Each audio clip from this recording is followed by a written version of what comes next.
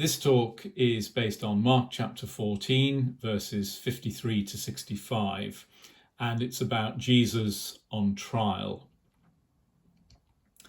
Jesus was tried first by the Jewish council, the Sanhedrin, and then by the Roman procurator, Pontius Pilate, and then by King Herod Antipas, who sent him back to Pilate. So you might wonder why they went through that rather complex process. Well, the Sanhedrin had no power to execute Jesus. Only Pilate could authorize that, or Herod in the region of Galilee. So after finding Jesus guilty of blasphemy, the Sanhedrin sent him to Pilate in order to have him condemned to death. However, the Romans had no interest in religious crimes like blasphemy. So the Sanhedrin presented Jesus to Pilate with a new political charge that he had claimed to be a king, usurping Caesar's position, which of course would be treason in the Roman Empire.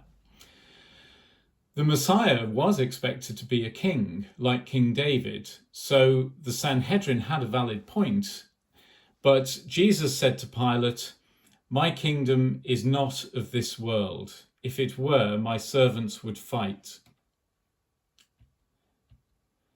Pilate wanted to release Jesus, but he feared that the religious leaders would stir up the crowd and provoke riots or revolution.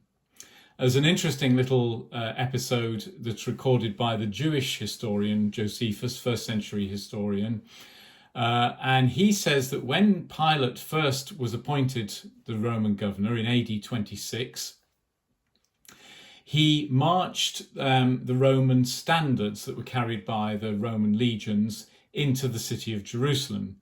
Now, the previous governor had never done that. And the Jewish leaders regarded these standards that the Romans carried in their army as idols. And they were very much against idolatry, and they regarded it as a form of sacrilege to bring those idols into the holy city of Jerusalem. So they sent a delegation to Pilate, and they protested very strongly about this. This was just as soon as Pilate had taken over. And Pilate initially was quite stubborn and refused to back down. But then he was shocked when the Jewish leaders all knelt down before him and bared their necks and said, "Well, then you'd better execute us now, because we're never going to accept this, and you'll have to execute us eventually." And eventually, after a few days of further arguments, Pilate had to back down and withdraw the Roman standards from the city. And ever after that, Pilate was quite wary of the Jewish leaders and their power to stir up the crowds and potentially provoke riot or revolution. Now, as Jesus was from Galilee, Pilate, first of all, tried to pass the buck to Herod, who was in Jerusalem for the Passover feast. And so he sent him to Herod, and Herod questioned him, but Jesus remained silent before Herod.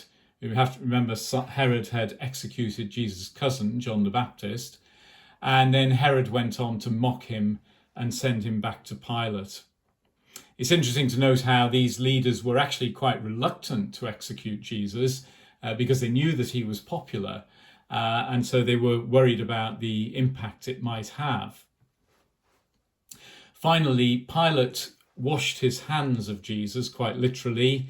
We're told about that in Matthew chapter 27, and he sent Jesus to be flogged and crucified. And there's a modern portrait depicting Pilate washing his hands before Jesus, saying basically, "I'm not responsible for this." The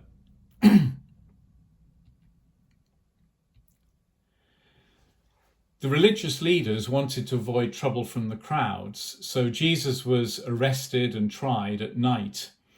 And several aspects of the trial defied due process. For example, it was illegal for the Sanhedrin to meet during the night. And we're told that after Jesus was arrested and taken for trial before the Sanhedrin, Peter entered the high priest's courtyard where the trial was being conducted, and that was publicly accessible. And he mingled with the servants and the guards in the darkness where he could listen to the trial and to what was happening. So now I'm going to read to you this passage from Mark chapter 14, verses 53 to 65, which describes this trial before the Sanhedrin.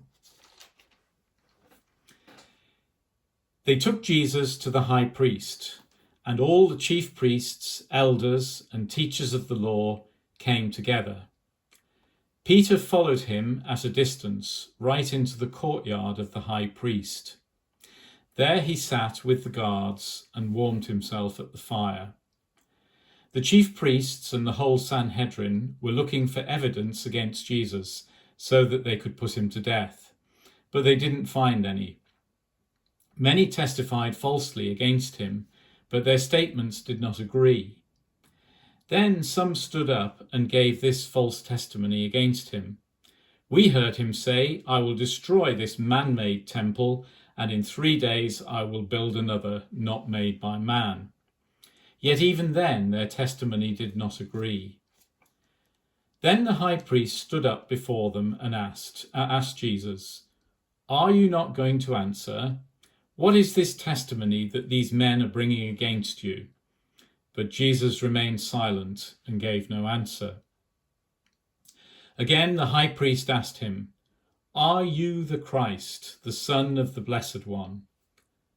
"I am," Jesus said, "and you will see the Son of Man sitting at the right hand of the Mighty One and coming on the clouds of heaven." The high priest tore his clothes.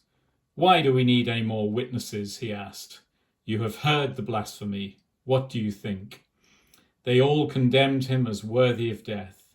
Then some began to spit at him. They blindfolded him, struck him with their fists, and said, "Prophesy." And the guards took him and beat him.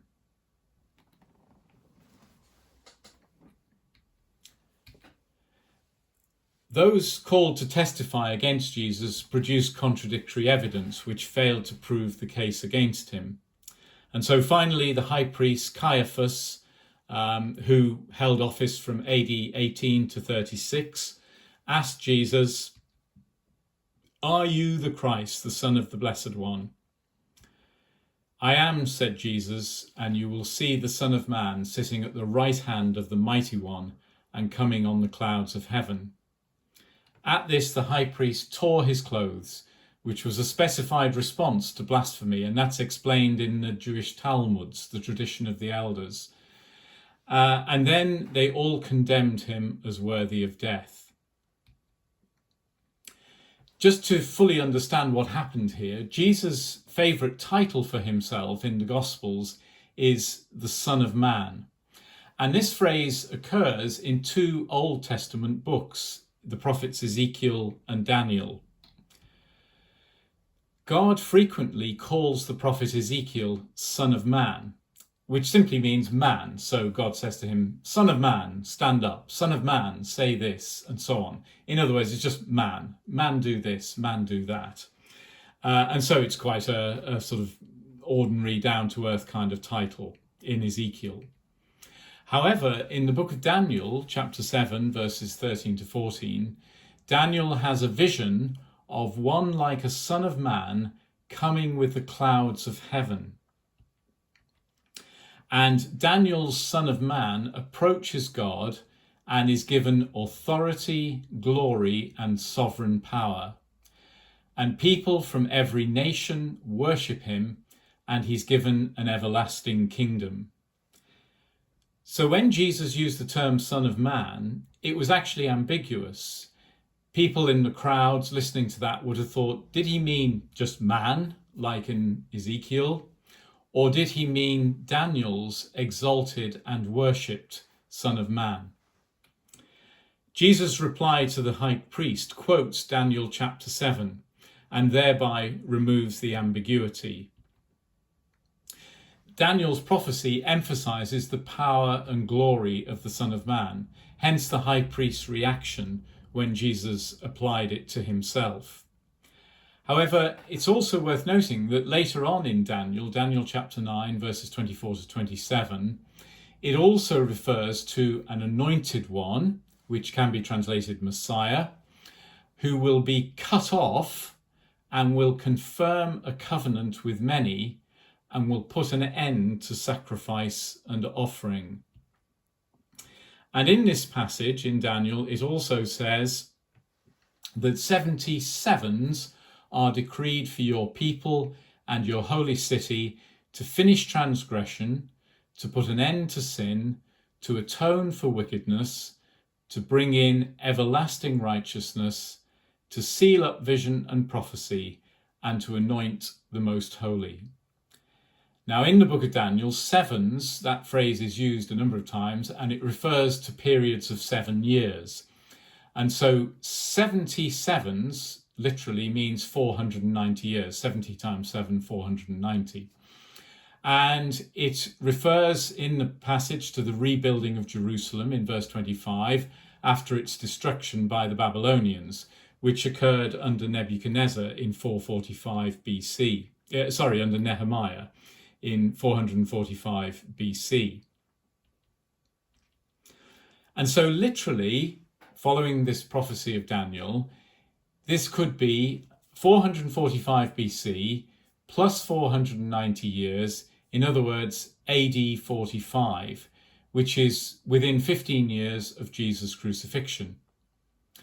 However, 7 is also used symbolically in the Bible to represent completion. So, for example, you have 7 seals, 7 trumpets, and 7 bowls that are used in that way in the book of Revelation. And Jesus himself used 70 and 7 symbolically. For example, when he was asked, "How many times shall I forgive my brother?" he said, "I tell you, not 7 times, but 77 times. In other words, as many times as it takes. Keep going. So it's a symbolic number, 7 and 70, 77, 70 times 7. So the numbers in Daniel 9 should probably be understood as symbolic and approximate. But even so, they come out very close to the time when Jesus was crucified. And more importantly, the passage speaks of finishing transgression, putting an end to sin, and atoning for wickedness, which is very similar to the language that I've looked at previously in Isaiah chapter 53.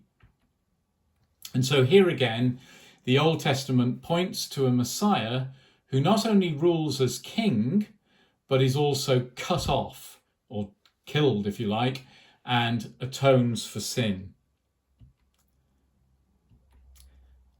On the day of Pentecost, when he stood up to preach to the crowd, Peter says this: "Jesus was handed over to you by God's set purpose and foreknowledge, and you, with the help of wicked men, put him to death by nailing him to the cross."